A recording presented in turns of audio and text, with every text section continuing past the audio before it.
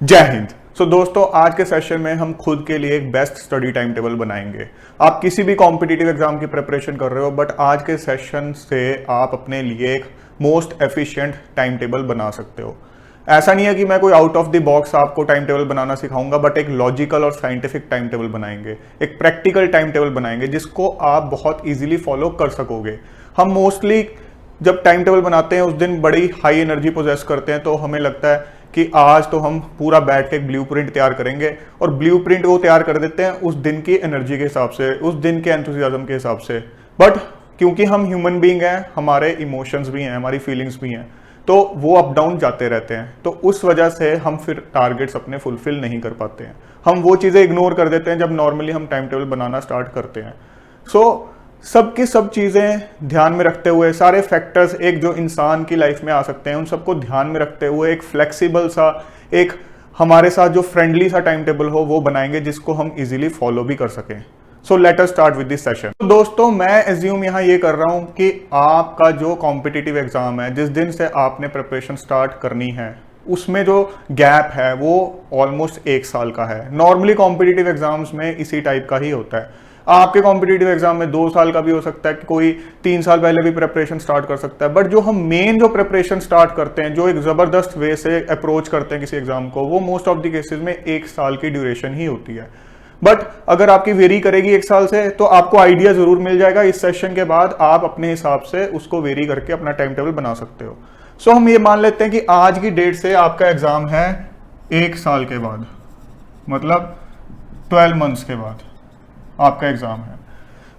अब हम जो टाइम टेबल बनाएंगे वो ये सोच के नहीं बनाएंगे कि हमारे पास प्रिपरेशन के लिए 12 महीने हैं, क्योंकि हमें रिवीजन भी करनी है। मोस्ट इंपॉर्टेंट एलिमेंट किसी भी एग्जाम प्रिपरेशन में रिवीजन ही होता है।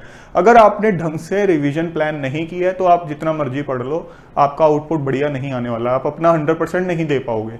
तो रिवीजन को तो हमने अलग से स्लॉट देना ही देना है। तो हम 12 मंथ्स में से, to be on the safer side, revision के लिए 3 मंथ्स रख लेते हैं। अब आप सोचोगे 3 महीने तो बहुत ज्यादा है। बहुत ज्यादा नहीं है, हम सेफर साइड पे चल रहे हैं। हमने एक फ्लेक्सिबल टाइम टेबल बनाना है, मैंने आपको पहले ही बोला है। हो सकता है आपकी 2 महीने में रिवीजन हो जाए, बट ये भी हो सकता है जो आप time table, in spite of all the factors, जो टाइम टेबल बनाओगे वो आपका फिर भी 9 मंथ्स में फॉलो नहीं हुआ, वो 10 मंथ्स तक खिंच गया, वो जो प्रिपरेशन ड्यूरेशन है। पहले हो गया वेल एंड गुड, बट हमने सेफर साइड पे चलना है। हमने अपने साथ एक कंफर्टेबल फीलिंग लेके आनी है टाइम टेबल बनाते हुए। हम 3 महीने, लास्ट के 3 मंथ्स रिवीजन के लिए रख रहे हैं। उसको हम बाद में डिस्कस करेंगे। रिवीजन के रिगार्डिंग हम लास्ट के 3 मंथ्स के रिगार्डिंग एंड में आएंगे कि वो हमने कैसे प्लान करने हैं। बट अभी मैंने ये डिसाइड कर लिया है कि जितना भी सिलेबस है उसको मैं 9 मंथ्स के अंदर कवर करूंगा। मेरे पास 9 महीने हैं अपने सारे के सारे सिलेबस, सारे चैप्टर्स को कवर करने के लिए, सारे के सारे सब्जेक्ट्स को कवर करने के लिए। सबसे पहला काम तो आपने सिलेबस थरोली देखना है, पिछले साल के क्वेश्चन पेपर्स देखने हैं, स्ट्रेटेजी फाइनलाइज करनी है। स्ट्रेटेजी फाइनलाइज करने में आपका ये आएगा कि क्या क्या मुझे रिसोर्सेज रेफर करने हैं, कितना मुझे किस टॉपिक पे टाइम देना है। वो एक आप रफ आइडिया लोगे। वो रफ आइडिया तभी मिलेगा पहले सिलेबस थरोली देखे हुए, और उसके बाद सिलेबस थरोली देखने के बाद सारे के सारा जो कंटेंट है, जो टॉपिक्स हैं, उससे रिलेटेड बुक्स में कंटेंट देखोगे किसमें कितना है, तभी तो डिफाइन कर पाओगे टाइमलाइन की ये टॉपिक रफली मेरा इतने टाइम में कंप्लीट होगा, ये इतने टाइम में कंप्लीट होगा। प्रिसाइजली फिर भी डिफाइन नहीं कर सकते, बट रफ आइडिया तो ले सकते हैं हम। इसीलिए मैंने पहले से ही 1 मंथ का एक्स्ट्रा टाइम रख दिया रिवीजन वाले में। 3 महीने की जगह हम 2 महीने में भी रिवीजन कर सकते हैं, बट 2 महीने से कम में नहीं कर सकते। सिलेबस बहुत ज्यादा होता है किसी भी कॉम्पिटिटिव एग्जाम का। अगर एक सिलेबस को आप 9 महीने में कवर कर रहे हो, तो ये भूल जाओ कि आप 2 महीने से कम टाइम में उसकी एक एफिशिएंसी के साथ रिवीजन कर लोगे, नहीं। 9 महीने की ड्यूरेशन में हमें पूरा का पूरा सिलेबस अब कवर करना है। पहला काम तो आपका वही है कि स्ट्रेटेजी आपको फाइनलाइज करनी है, रिसोर्सेज फाइनलाइज करने हैं। उस पर ऑलरेडी मैंने बहुत सेशन बना रखे हैं। मैं एज्यूम कर रहा हूँ आपने अपने रिसोर्सेज फाइनलाइज कर ली, अपनी स्ट्रेटेजी फाइनलाइज कर ली, आपको थोड़ा बहुत रफ आइडिया हो गया कि इस टॉपिक पे इतना टाइम लगेगा, इस सब्जेक्ट पे इतना टाइम लगेगा। सबसे पहला काम हम क्या करेंगे, अपने मंथली टारगेट्स डिफाइन करेंगे। पूरे के पूरे सिलेबस को हम 9 मंथ्स के ऊपर स्प्रेड कर देंगे। जैसे मान लो ये हमारी पूरी की पूरी टाइमलाइन है 9 महीने की, तो हम 1 2 3 4 5 6 7 8 9 इन 9 महीने के ऊपर हम अपने पूरे के पूरे सिलेबस को स्प्रेड आउट कर देंगे कि फर्स्ट मंथ में मुझे कौन कौन से सब्जेक्ट्स के कौन कौन से चैप्टर्स कंप्लीट करने हैं, कौन से महीने तक मुझे कौन सा सब्जेक्ट कवर कर लेना है, वो आपकी मर्जी है। चाहे आप जेईई की प्रिपरेशन कर रहे हो, चाहे यूपीएससी की प्रिपरेशन कर रहे हो, बट कौन सा सब्जेक्ट आपने पहले कवर करना है वो आपकी मर्जी है। उस हिसाब से आप अपनी प्लानिंग कर लोगे। बट हम इस पे अभी आगे आएंगे कि हमें मंथली टारगेट्स कौन कौन से फैक्टर्स ध्यान में रखते हुए डिफाइन करने हैं। आप ये नहीं एक्सपेक्ट कर सकते कि हर महीने में आप इक्वल अमाउंट ऑफ टारगेट रखोगे। उसका रीजन हम अभी आगे समझेंगे। जो हम अपने मंथली टारगेट्स डिफाइन करेंगे उसके अंदर फिर उसके बाद हमें फर्दर वीकली टारगेट्स डिफाइन करने पड़ेंगे कि हमने अगर ये डिसाइड कर लिया कि इस महीने में मुझे ये सब्जेक्ट्स के ये चैप्टर्स कंप्लीट करने हैं, तो फर्स्ट वीक में क्या करना है, सेकंड वीक में क्या करना है, थर्ड वीक में क्या करना है, फोर्थ वीक में क्या करना है, वो सब हम एक पहले डिफाइन कर लेंगे। उसके बाद हम आएंगे फिर अपने डेली टारगेट्स पे कि इस वीक में मैंने ये डिसाइड किया कि मुझे ये कंटेंट कंप्लीट करना है, तो फर्स्ट डे मैं क्या करूंगा, सेकंड क्या करूंगा, ऐसे ऐसे करते 7th डे तक मैं क्या क्या कवर करूंगा।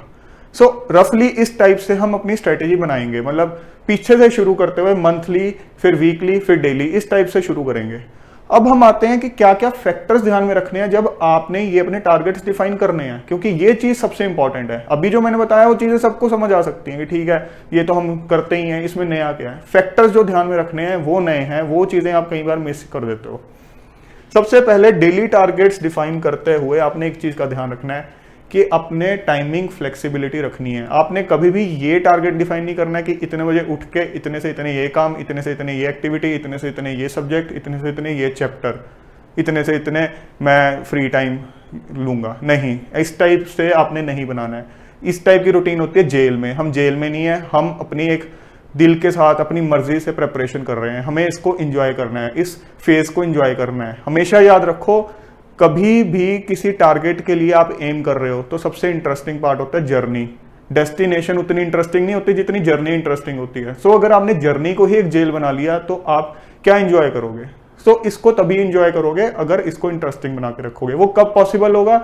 जब डेली बेसिस पे जो आपके टारगेट्स हैं वो फ्लेक्सिबल टारगेट्स होंगे। आपको पता है कि आज मुझे ये कंटेंट करना है, इस सब्जेक्ट का इतना चैप्टर कवर करना है, इसका इतना करना है, और मुझे थोड़ा टाइम अपने फिजिकल वर्कआउट को भी देना है, थोड़ा टाइम अपनी फैमिली को भी देना है, बट मैंने कोई टाइम नहीं डिफाइन करना। पूरे दिन में ये टारगेट है, मैं कर लूंगा। जब मेरा मन करेगा कोई एक्टिविटी करने का तब मैं वो कर लूंगा, जब मेरा मन करेगा पढ़ाई करने का मैं वो कर लूंगा। बट मेरा ये एक एम होना चाहिए कि आज मुझे ये कंप्लीट करके सोना है। सबसे पहले तो मोस्ट इंपॉर्टेंट चीज है फ्लेक्सिबिलिटी। इससे आप प्रिपरेशन को एंजॉय करोगे। सुबह उठोगे कोई बाउंडेशन नहीं फील होगी, पता होगा कि ठीक है आज करना है, कर लूंगा अपने मूड के हिसाब से। क्योंकि एनर्जी बहुत वेरी करती है आपकी डेली बेसिस पे, कभी भी एक फिक्स्ड एनर्जी नहीं रह सकती है। टाइमिंग के हिसाब से, डेज के हिसाब से वेरी करेगी। तो उस फैक्टर को ध्यान में रखते हुए आपको ये चीज फ्लेक्सिबिलिटी रखनी है। उसके बाद आपने डेली बेसिस पे 30 to 45 मिनट का एक रिवीजन स्लॉट रखना है। वो रिवीजन स्लॉट आपका सुबह सुबह नहीं होगा। ये नहीं है कि सुबह उठते ही सबसे पहले वो आपका रिवीजन स्लॉट है।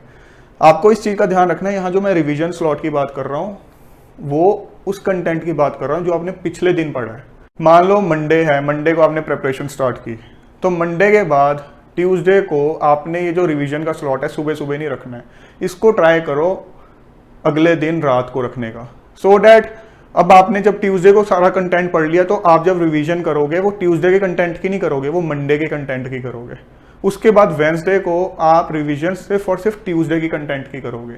मंडे का कंटेंट आपने पिछले दिन रिवाइज कर लिया था, वेंसडे को आप सिर्फ ट्यूसडे के कंटेंट की करोगे। हमने कोशिश करनी है कि इस स्लॉट को हमने दिन का आखिरी स्लॉट रखना है। हार्ड एंड फास्ट नहीं है, थोड़ा शाम को भी रख सकते हो, बट कोशिश करो अगर पॉसिबल है तो सोने से पहले जो लास्ट चीजें आप पढ़ते हो वो पिछले दिन की चीजों को रिवाइज करना है आपने।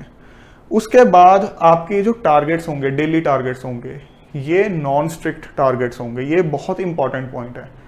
ये नॉन स्ट्रिक्ट टारगेट्स क्यों होंगे? इसका क्या मतलब है? इसका मतलब ये है कि अगर बाय चांस आपको लगता है कि आज आपने टारगेट रखा था कि मेरा ज्योग्राफी का ये कंप्लीट होना चाहिए या मेरा मैथ्स का ये पार्ट कंप्लीट होना चाहिए, बट उस दिन आपका वो पढ़ने का मन नहीं था, आपने पहले स्ट्रेटेजी बना दी इस हिसाब से कि मैं ट्यूसडे को मैथ्स पढ़ूंगा, बट आपका मन नहीं था उस दिन। ऐसे केस के अंदर अपने आप को जबरदस्ती मैथ्स की बुक उठा के मत बिठाओ, उसका कोई फायदा नहीं है। इट इज बेटर आप ये देखो कि जो बचे हुए दिन हैं उस वीक में, उस दिन मैंने और कौन कौन से टारगेट्स रखे हुए हैं।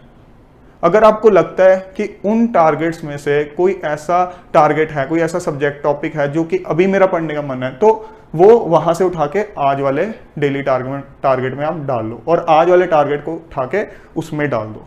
मतलब कि विद इन अ वीक हमें फ्लेक्सिबिलिटी रखनी है। जो हम वीकली टारगेट्स अपने डिफाइन कर रहे हैं उसमें भी फ्लेक्सिबिलिटी होगी। तो मैं उस फ्लेक्सिबिलिटी की बात कर रहा हूं। इससे क्या होगा, आपको कभी भी ऐसा नहीं फील होगा, एक तो मैंने पहले ही आपको फ्लेक्सिबिलिटी दे दी कि आपके ऊपर कोई बाउंडेशन नहीं है कि इतने से इतने आपको यही टॉपिक पढ़ना है। दूसरी फ्लेक्सिबिलिटी ये दे दी कि अगर उस दिन वो टॉपिक पढ़ने का मन भी नहीं है तो उसको शफल कर दो विद इन अ वीक। हमने with in different weeks shuffling नहीं करनी है, वो फिर सारा कुछ मिसमैनेज हो जाएगा। एक वीक के अंदर अलग अलग डेज के बीच में आप थोड़ी बहुत शफलिंग कर सकते हो डिपेंडिंग अपॉन योर मूड, क्या पढ़ने का मन है। इसीलिए मैंने बोला है कि ये नॉन स्ट्रिक्ट टारगेट्स हैं, ये स्ट्रिक्ट टारगेट्स नहीं है कि हाँ आज मैंने ये करके ही सोना है, इस टाइप की फीलिंग नहीं हमने लेनी है। आज मैंने यही सब्जेक्ट पढ़ना है, इस टाइप की फीलिंग नहीं लेनी है। तो आप थोड़ी बहुत इसमें अपनी लीनियंसी रख सकते हो। उसके बाद डेली ब्रेक्स बहुत इंपॉर्टेंट है। डेली ब्रेक में क्या करोगे, अपनी हेल्थ का ख्याल रखोगे, मेंटल हेल्थ का ख्याल रखोगे, फिजिकल हेल्थ का ख्याल रखोगे। कोई भी ऐसी एक्टिविटी, कोई भी ऐसा वर्कआउट जो आपको पसंद है वो हमने करना ही करना है। इस डेली ब्रेक की ड्यूरेशन आप 30 मिनट्स टू 60 मिनट्स रख सकते हो डिपेंडिंग अपॉन योर कोई कौन सी एक्टिविटी आप कर रहे हो, क्या आपका मूड है, तो आप वेरी कर सकते हो। बट रखनी जरूर है, यही आपको बूस्ट देगी। अगर इसको नहीं रखोगे तो डल हो जाएगी प्रिपरेशन, हमने डल नहीं करनी है।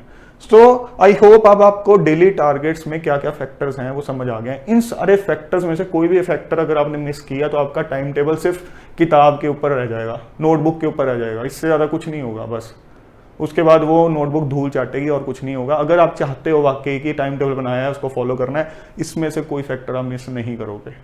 अब हम आते हैं वीकली टारगेट्स के ऊपर। ये टारगेट्स ऐसे होंगे जो कि स्ट्रिक्ट टारगेट्स होंगे कि भाई इस वीक के अंदर तो मुझे ये कंप्लीट करना ही करना है।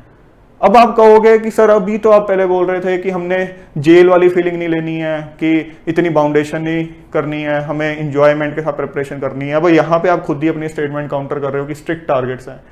अगर हम जेल में हैं तो जेल के अंदर हमारी एक फिक्स्ड रूटीन होती है कि इतने से इतने आप ये करोगे, इतने से इतने आप ये करोगे, आपको बाउंड कर दिया जाता है।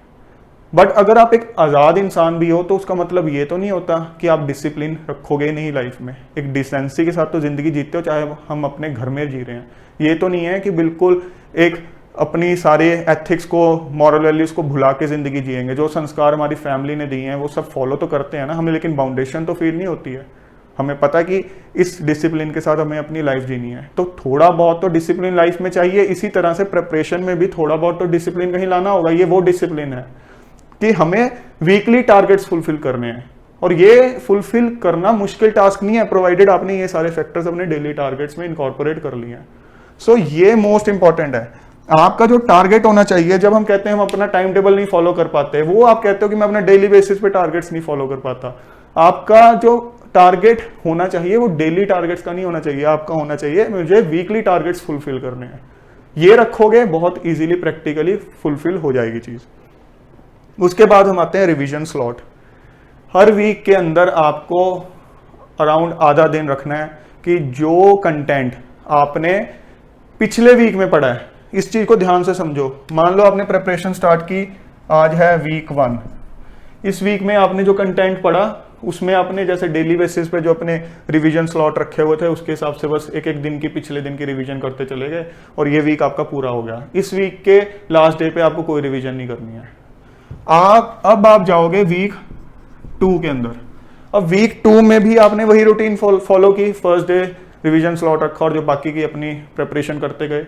लास्ट डे पे, वीक 2 के लास्ट डे पे आपने जो कंटेंट रिवाइज करना है, जो आधे दिन का आपने स्लॉट रखना है, वो वीक 1 का कंटेंट रिवाइज करना है, वीक 2 का कंटेंट रिवाइज नहीं करना है। इस चीज को आप ध्यान से समझो। हमें चीजें पुरानी नहीं होने देनी है, हमें चीजें फ्रेश रखनी है। रिवीजन सबसे इंपॉर्टेंट चीज है। चीजों को फ्रेश रखते चले जाओगे, ये फीलिंग आती चली जाएगी कि ठीक है पिछली चीजें भी याद हैं। नहीं तो नॉर्मली स्टूडेंट्स की जो प्रॉब्लम रहती है वो यही रहती है कि आगे बढ़ता जा रहा हूँ, पिछली चीजें भूलती जा रही हैं, पिछली चीजों का कुछ याद ही नहीं है। वो प्रॉब्लम नहीं आएगी अगर ये स्ट्रेटेजी फॉलो करोगे। वीक 3 के अंदर हमने क्या करना है, अब वीक 3 में ये नहीं करना कि वीक 1 और वीक 2 की करनी है रिवीजन, हमने वीक 3 में लास्ट डे जो हमने हाफ दिन का एक स्लॉट रखा हुआ है उसमें हमने वीक 2 की रिवीजन करनी है। अब आप सोचोगे कि वीक 1 तो फिर over the time, week 1 week 2 week 3 over the time पुराने होते चले जाएंगे, वो मैंने आगे एड्रेस कर रखी है चीज़। अभी के लिए मैंने आपको ये बताया है कि किसी भी वीक के लास्ट डे पे आपने आधे दिन का स्लॉट रखना है जिसके अंदर आपने पिछले वीक का कंटेंट रिवाइज करना है और बाकी का आधा दिन आपने फ्री रखना है। उस दिन अपनी फैमिली के साथ घूम के आओ, अपने फ्रेंड्स से मिल के आओ, कोई मूवी देख के आओ। अभी के टाइम पे नहीं, कोविड-19 के टाइम पे नहीं, बट जब हालात ठीक हो जाएंगे, हमेशा हालात ऐसे नहीं रहेंगे। आई एम होपफुल जल्द से जल्द हालात सही हो। जब हालात सही हो तो उसके बाद आप अपनी आउटिंग के लिए रखो।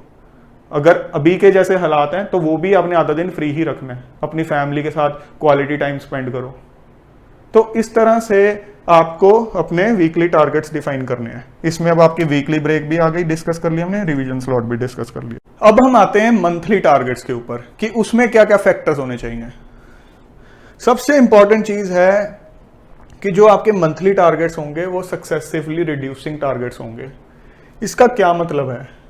इसका मतलब ये है कि जो फर्स्ट मंथ का टारगेट होगा, टोटल टारगेट, टोटल कंटेंट, वो सेकेंड वाले से ज्यादा होगा, सेकेंड वाला थर्ड वाले से ज्यादा होगा, थर्ड वाला फोर्थ वाले से ज्यादा होगा। मतलब सक्सेसिवली आपके जो अमाउंट ऑफ कंटेंट है वो हर मंथ का रिड्यूस थोड़ा थोड़ा होता चला जाएगा, बहुत ड्रास्टिकली नहीं, थोड़ा थोड़ा होता चला जाएगा। अब इसका लॉजिक क्या है? लॉजिक इसका ये है कि हमें रिवीजन इस हिसाब से प्लान करनी है। हमने रिवीजन स्लॉट रखना है हर 4 हफ्ते के बाद। 4 वीक्स के बाद हमने एक मेजर रिवीजन स्लॉट रखना है। उसका क्या पर्पस होगा? अभी मैंने जब वीकली रिवीजन की बात की थी उसमें मैंने बोला था आपको कि आपने हर वीक में आधे दिन में पिछले वीक का कंटेंट रिवाइज करना है। अब वो वाली चीज एड्रेस होगी कि जो पुराना कंटेंट हो गया वो कैसे रिवाइज होगा। अब क्या होगा, जब वीक 4 में आए हम, अभी तक आप वीक 2 में वीक 1 का रिवाइज करके आए हो, वीक 3 में वीक 2 का करके आए हो।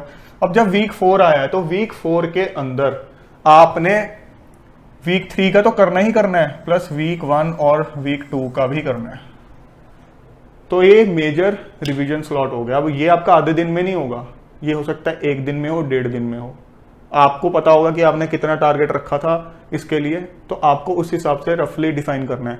फर्स्ट 4 वीक्स के बाद आप हो सकता है इसके लिए 1 दिन रख दो कि पूरा 1 दिन मैं रिवीजन के लिए रखूंगा, वीक 1 2 3। 4 की नहीं करनी है 4 के अंदर, अभी हम आगे डिस्कस करते हैं। उसके बाद 4 के बाद वीक 5 आ गया, 6 आ गया, 7 आ गया, उसके बाद 8th वीक फिर एक रिवीजन का वीक आ गया। अब इसमें जो आपने रिवीजन करनी है वो करनी है 1 2 3 4 5 6 7। पिछले 7 हफ्तों की रिवीजन आप वीक 8 के एंड में जाके करोगे। और इसके लिए अब ऑब्वियसली जितना टाइम आपने वीक 4 में दिया था उससे ज्यादा वीक 8 में देना पड़ेगा। तो आपके लिए उस मंथ में जो कंटेंट कवर करने का टाइम था वो कम हो गया। इसके बाद वीक 9 10 11 12 के अंदर आप कब तक की रिवीजन करोगे? 12 वीक जो 12th वीक होगा उसके एंड में आप कब तक की रिवीजन करोगे? 11th तक की, फर्स्ट से लेके 11th तक की सारी रिवीजन करोगे। इसमें ऐसा नहीं आप कहोगे बहुत ज्यादा टाइम लगता चला जाएगा, जो आप बार बार रिवाइज कर रहे हो उसमें फिर सब्सिक्वेंट रिवीजन में इतना टाइम नहीं लगेगा। बट यस, 4th वीक से ज्यादा लगेगा, 8th वीक में 8th से ज्यादा लगेगा 12th में। इसी हिसाब से आपको monthly target, successively reducing targets plan करने हैं। ये सबसे इंपॉर्टेंट पॉइंट है जो आपको ध्यान में रखना है। अब आप यहां देख रहे हो कि जब तक हम 9th मंथ में पहुंचेंगे, एक तो हमने ये अपना प्लानिंग इस हिसाब से की होगी मंथली टारगेट्स की और सब टारगेट्स की कि हमने सिलेबस कवर कर लेना है। दूसरी सबसे इंपॉर्टेंट चीज कि लगातार आपकी रिवीजन चलती जा रही है, लगातार डेली रिवीजन, वीकली रिवीजन, उसके बाद हर 4 वीक्स के बाद रिवीजन। जब तक आपकी 9 मंथ की प्रिपरेशन कंप्लीट होगी तो वीक 1 का भी कंटेंट आपके बिल्कुल टिप्स पे होगा। ऐसा नहीं होगा कि ये फीलिंग आएगी कि जब तक 9th मंथ खत्म हुआ तब तक यार फर्स्ट मंथ और सेकंड मंथ में क्या पढ़ा था याद ही नहीं है, फिर टेंशन हो रही है। नहीं, वो तो बिल्कुल स्ट्रांग हो चुका होगा। सो इस टाइप की फीलिंग आएगी तो आपका कॉन्फिडेंस लेवल सोचो कहां पे होगा। अब आपके पास 3 महीने हैं अपने अभी भी एग्जाम के अंदर। अब इन 3 महीनों को कैसे यूटिलाइज करना है?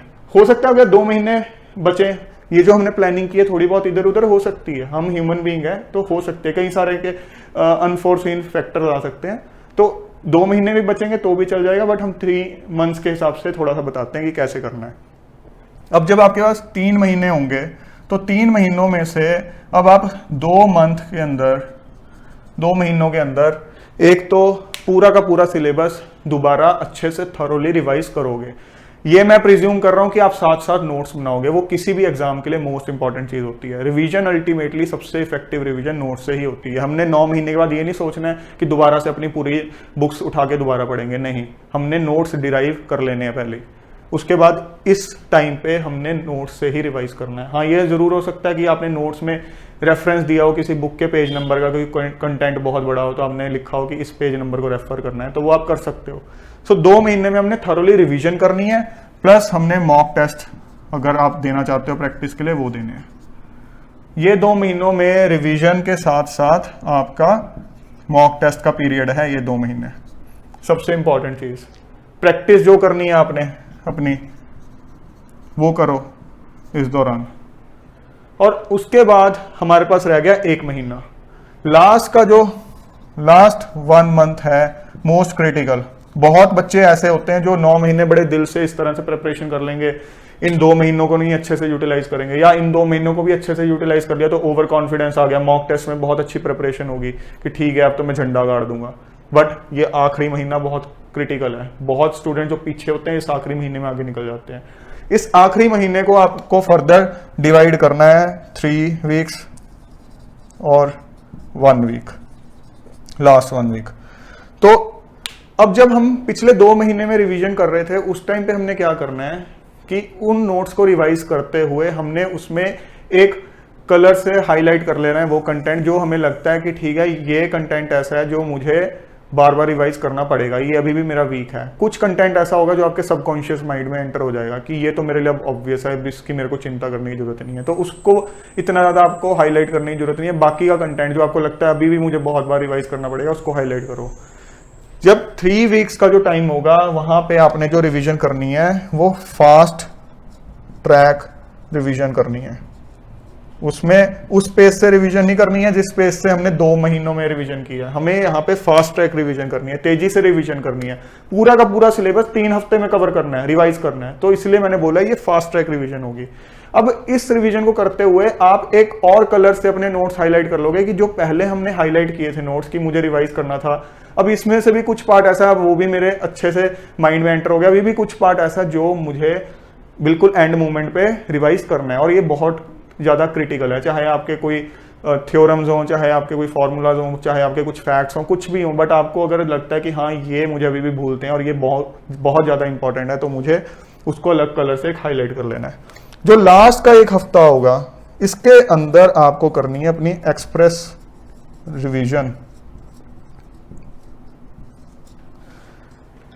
इसके अंदर आपने वो जो अलग से 3 वीक्स के अंदर आपने हाईलाइट किए हैं कंटेंट उसको आपको रिवाइज करना है थरोली, या उसके अलावा कुछ भी आपका हल्का सा माइंड में आता है कि हाँ यार वो याद आ रहा है कि मुझे वो चीज़ थोड़ी सी भूल रही है, वो हल्का सा देख सकते हो। बट 1 हफ्ते के अंदर दोबारा पूरे कंटेंट के जो फिल्टर्ड आउट एक पार्ट है उसको आपको रिवाइज करना है। एक्सप्रेस तरीके से आपको बहुत हाई स्पीड पे इसको अच्छे से रिवाइज करना है। इसके बाद ये स्ट्रेटेजी पूरी अडॉप्ट करने के बाद आई एम श्योर कि आप बड़े से बड़ा कॉम्पिटिटिव एग्जाम निकाल लोगे, बहुत अच्छे से निकाल लोगे और अपना बहुत ज्यादा एक बेस्ट आउटपुट दे पाओगे। कोई गुंजाइश ही नहीं रह जाती। आप देखो रिवीजन कितनी ज्यादा हमने कर दी है, किस चीज की कमी है? फ्लेक्सिबिलिटी पूरी है, सब कुछ है। और एक और इंपॉर्टेंट चीज, आपने ये लास्ट के 1 महीने में कोई मॉक टेस्ट नहीं देना है। एग्जाम से जस्ट 1 महीना पहले मॉक टेस्ट नहीं देने हैं, कोई भी कॉम्पिटिटिव एग्जाम है। वो हमने देख लिया कि उससे पहले हम कहाँ खड़े हैं, देख लिया कोई कमी पेशी थी वो हमने आखिरी के 1 महीने में कवर कर लेनी है, बट उस दौरान मॉक टेस्ट नहीं देने। वो नेगेटिवली अफेक्ट करते हैं आपको। नेगेटिवली अफेक्ट क्यों करते हैं? क्योंकि आप हो सकता है ओवर कॉन्फिडेंट हो जाओ या अपना कॉन्फिडेंस पूरा लूज कर जाओ, क्योंकि मोस्ट ऑफ द केसेस में देखा जाता है कि मॉक टेस्ट जो होते हैं असली टेस्ट से मतलब मेल नहीं खाते हैं, उनके साथ मैच नहीं करते हैं। तो हो सकता है आपकी preparation up to the mark हो, बट आप अपना कॉन्फिडेंस लूज कर जाओ कि मेरे तो मार्क्स नहीं आ रहे, या हो सकता है आपके बहुत ज़्यादा मार्क्स आ रहे हैं तो आप बिल्कुल ही ओवर कॉन्फिडेंट हो जाओ। तो आखिरी का 1 महीना सिर्फ और सिर्फ खुद पे कॉन्सेंट्रेट करने का। भूल जाओ उस टाइम पे कि कौन से मेरे नंबर आए थे, किस मॉक टेस्ट में कितने आए थे, मेरे दोस्त क्या कर रहे हैं, उनकी प्रिपरेशन क्या है, सब चीज़ों को दिमाग से निकाल दो। उस टाइम खुद पे फोकस करने का टाइम है।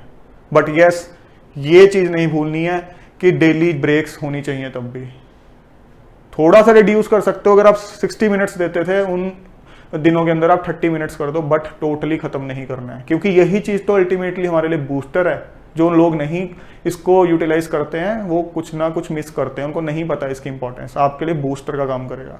सो फ्रेंड्स, आई होप अब आपको पता चल गया कि अपने लिए एक लॉजिकल, एक साइंटिफिक टाइम टेबल कैसे बनाना है। दोस्तों, इस तरह से जब आप अपना टाइम टेबल बना के अपनी प्रिपरेशन करोगे तो बहुत एफिशिएंटली अपना टाइम और एनर्जी यूटिलाइज कर पाओगे, बिल्कुल भी बोझ फील नहीं करोगे, अपनी प्रिपरेशन जर्नी को एंजॉय करोगे और उसके बाद एग्जाम डे पे आप अपना बेस्ट आउटपुट दोगे, बेस्ट परफॉर्मेंस दोगे और अपने टारगेट पे अपनी जीत का झंडा लहरा के आओगे। जय हिंद।